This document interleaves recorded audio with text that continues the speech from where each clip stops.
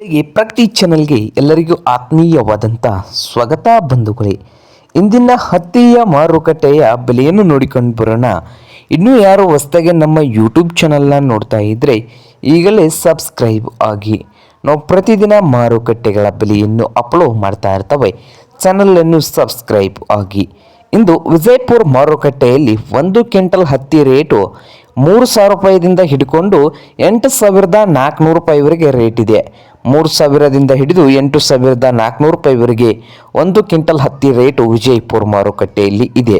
ಹಾಗೆ ರಾಯಚೂರು ಮಾರುಕಟ್ಟೆಯಲ್ಲಿ 1 ಕ್ವಿಂಟಲ್ ಹತ್ತಿ ರೇಟ್ ನೋಡೋದಾದರೆ ರಾಯಚೂರದಲ್ಲಿ 6,000 ರೂಪಾಯಿದಿಂದ ಹಿಡ್ಕೊಂಡು 7,500, 6,000 ರೂಪಾಯಿದಿಂದ 7,500 ರೂಪಾಯಿವರೆಗೆ ರೇಟನ್ನು ಹೊಂದಿದೆ.